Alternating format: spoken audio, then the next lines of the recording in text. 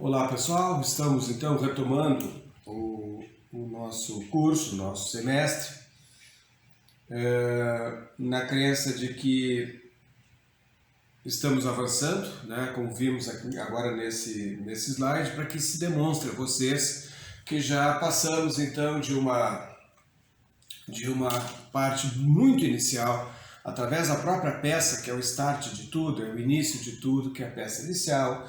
Já vimos então o indeferimento da própria peça inicial. Já vimos também o ato do juiz, que é uma sentença de improcedência liminar do pedido do autor, que, né, lembrando apenas o indeferimento da inicial é uma medida de ordem formal, e a improcedência liminar do pedido é uma medida de ordem de fundo, né, de enfrentamento mesmo do mérito, porque o pedido do autor não se coaduna, não está em paz com as decisões dos tribunais, sejam tribunais superiores, mesmo até tribunais regionais ou tribunais dos estados. Vimos então que se esta inicial for aceita, não tiver um dos problemas acima, quer dizer, do indeferimento da própria petição inicial, como o julgamento de improcedência liminar, o processo então agora tem o seu segmento, o réu é citado para, se for o caso da vontade das partes, participarem de uma audiência de tentativa de conciliação ou de mediação, e aí, não havendo esse resultado positivo, né, das duas forças de vontades entre autor e réu estarem também aqui numa vontade, né, recíproca de solverem o problema, então passamos agora sim a uma nova etapa a qual estamos entrando. Mas vejam que estamos aqui neste ponto vermelho, né, estamos bem mais ou menos nesta fase ainda postulatória, onde, terminada esta parte conciliatória, quer dizer, a parte de tentativa de conciliação ou de mediação entre as partes, passamos então agora à sequência do processo. Agora sim, então, e já vimos, se não houver na audiência de conciliação ou de mediação o acordo, ou a segunda hipótese, se não houver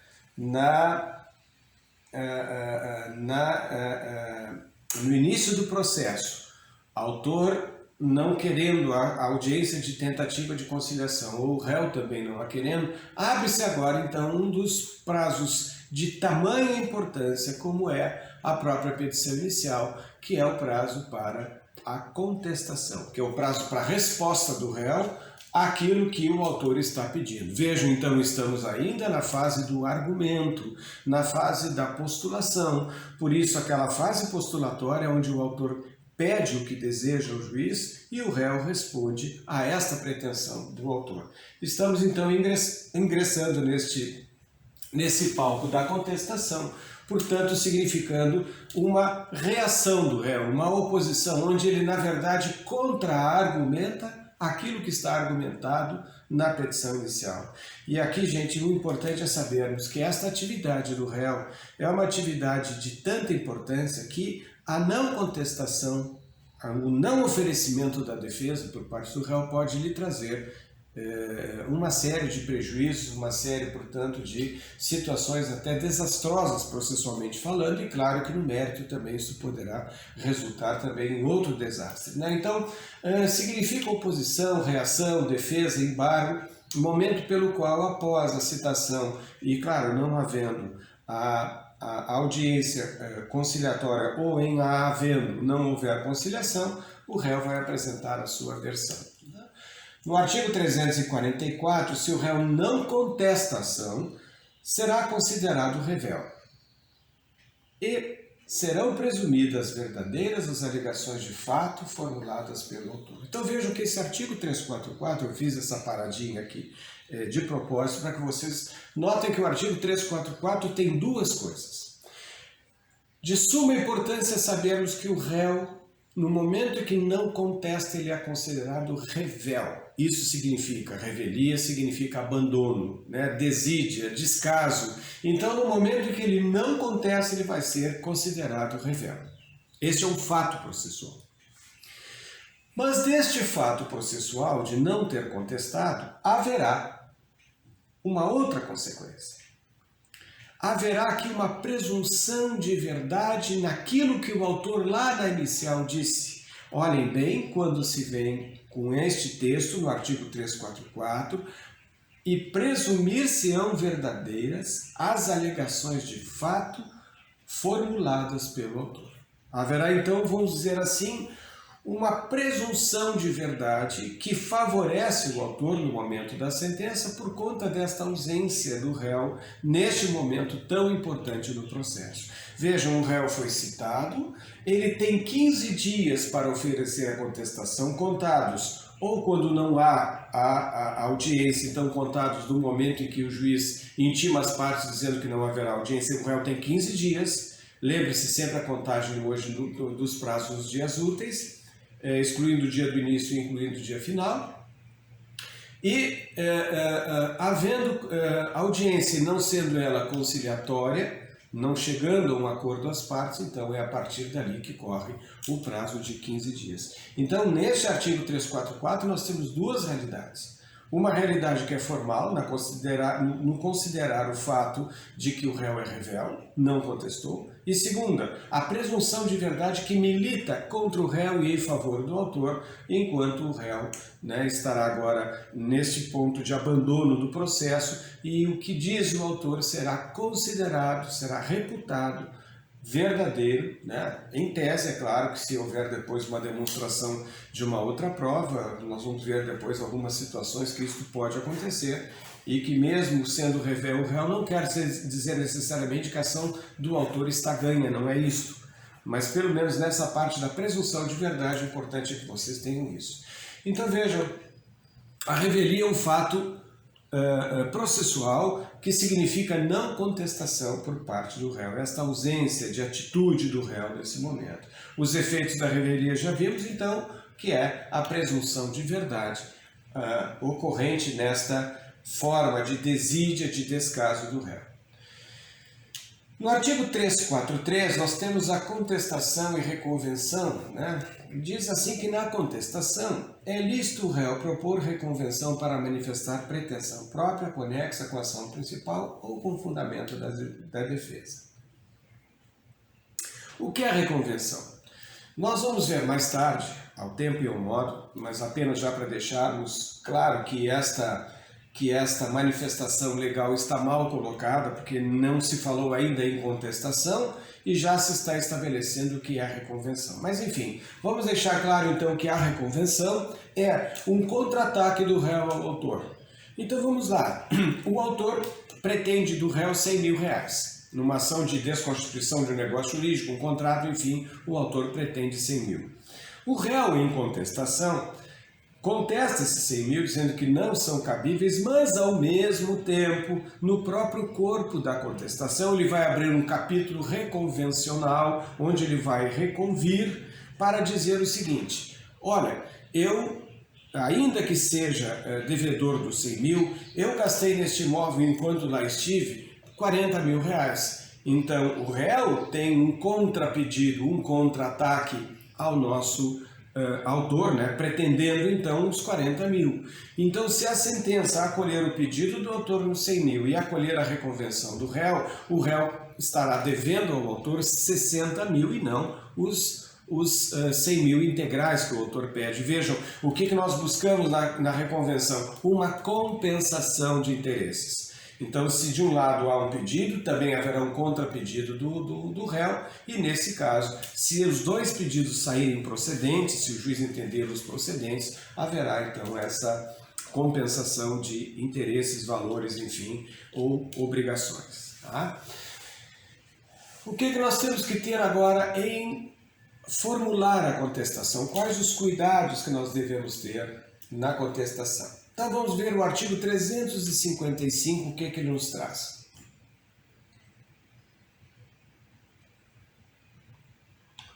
Diz o artigo que o réu pode oferecer, vejam, pode, não deverá, mas ele poderá. Se ele quiser, então vejam uma modalidade que ele tem aqui de atitude. O réu pode oferecer contestação por petição, no prazo de 15 dias, leia-se contados os dias úteis, normal do prazo, cujo termo inicial, quer dizer, quando começará a contar o prazo para o réu oferecer a contestação neste prazo de 15 dias. Inciso 1º do artigo 335. Da audiência de conciliação ou de mediação, ou da última sessão de conciliação, quando qualquer parte não comparece ou comparecendo não houver composição. Aqui de novo aquela palavrinha autocomposição de novo. Não, quando não houver composição. Do protocolo do pedido de cancelamento da audiência de conciliação ou de mediação apresentado pelo réu quando ocorrer a hipótese do 334, parágrafo 4º, inciso 1º. O réu, quando se manifesta dizendo, excelência, não desejo fazer audiência por conta de um desinteresse, porque eu já tentei fazer acordo com o autor, não conseguimos. Então, haverá aqui uma manifestação formal do réu e quando o juiz receber, quer dizer, a data do protocolo desta petição, começa então o prazo para o réu responder. Terceiro, previsto no artigo 231, de acordo com o modo como foi feita a citação nos demais casos. Então, no artigo 231 nós temos ali as formas de citação, no caso de várias pessoas estarem respondendo ao processo, enfim, nós vamos ter aqui, buscando o que nos diz o artigo 231, salvo disposição em sentido diverso, considera-se dia do começo do prazo, a data da juntada aos autos do aviso de recebimento, quando a citação e intimação for pelo correio. Ora, o aviso de recebimento, sabemos, o famoso AR, né, que é enviado, então, através de um protocolo feito entre Poder Judiciário e Correios, onde este documento envia ao réu e a manifestação do réu é contada a partir do momento em que este aviso de recebimento vem da casa do réu, entra dentro do Poder Judiciário e vai para dentro dos autos. Olhem o termo que diz, a data de juntada aos autos deste aviso de recebimento. Então, o autor providencia na remessa pelo correio, o réu recebe, este documento viaja de volta ao fórum, né, já o endereçamento direto, que é um protocolo judicial, e este documento sai então da central de documentos do fórum e vai até a vara de origem. Na vara de origem, onde está tramitando o processo, quando esse documento é juntado aos autos, é a partir então que conta-se o prazo do réu responder. A ação não é do caso, ou não é o caso, melhor, do réu responder essa ação do dia em que ele foi citado lá, que o correio chegou à sua porta, não. Então, vejam que ainda tem um prazo bem interessante, bem largo entre a sua assinatura no aviso de recebimento até chegar à sua juntada aos autos. Vejam do inciso 2º, a juntada aos autos do mandado cumprido, quando a citação for por oficial de justiça.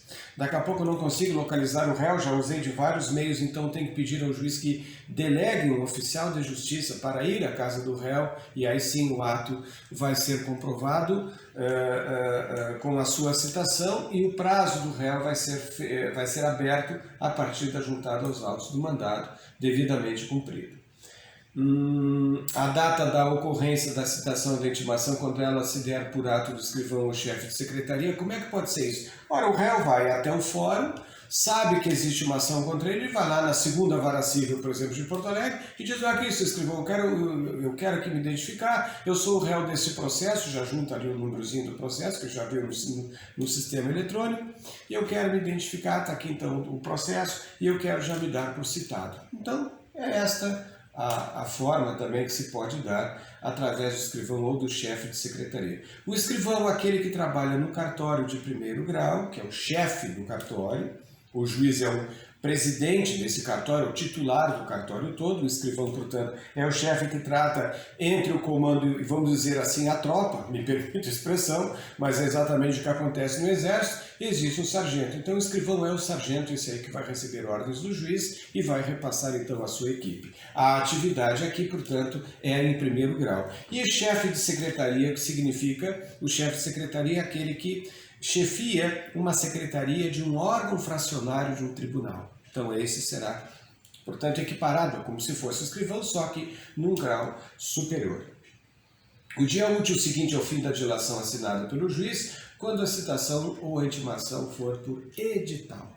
O edital, nós sabemos, é uma forma pública de tornar um ato judicial, né, público, né, e publicado em jornais de grande circulação. O edital, nele é dado um prazo, onde o juiz diz assim, prazo do edital, 60 dias. Muito bem. Quando passados os 60 dias da informação, corre o prazo agora de 15 dias para o réu contestar. Então vejam, dois prazos residem num só edital. O prazo de validade do edital, dizendo 60 dias, 30 dias, o juiz designa esse prazo, de regra 30 dias, né? Mas 60 dias também é bastante comum. Então este prazo de 60 dias passado, vai começar aí assim a contar o prazo dos 15 dias para o réu. Então, ao todo nós teremos aí ou 45 dias, né, no todo, no caso dos 30 dias, ou então com 60 dias mais 15 seriam 75 dias, né, dependendo do prazo que o juiz der ao edital. O dia útil seguinte à consulta de teor da citação ou intimação do termo do prazo para a consulta se dê quando a citação ou intimação for eletrônica. Também é a mesma coisa. O processo eletrônico estabelece um critério de movimentação processual, onde quando a pessoa acessa, ela já pode dar ali um comando, determinando então que ali ela se deu por intimada, começa a correr o prazo. Se não for assim, o prazo de intimação é normal, vai por e-mail, a pessoa é avisada, enfim, dependendo do sistema que ela adotar, então, a partir dali o próprio sistema também já computa este prazo quando iniciado e quando findo, tá? Então vamos ter aí, neste hiato, neste interregno, nós teremos esta formação. A data de publicação, perdão, pulei ali, o inciso 6º, a data da juntada do comunicado que trata o artigo 232, ou não havendo este, a data da juntada da carta aos autos de origem devidamente cumprida.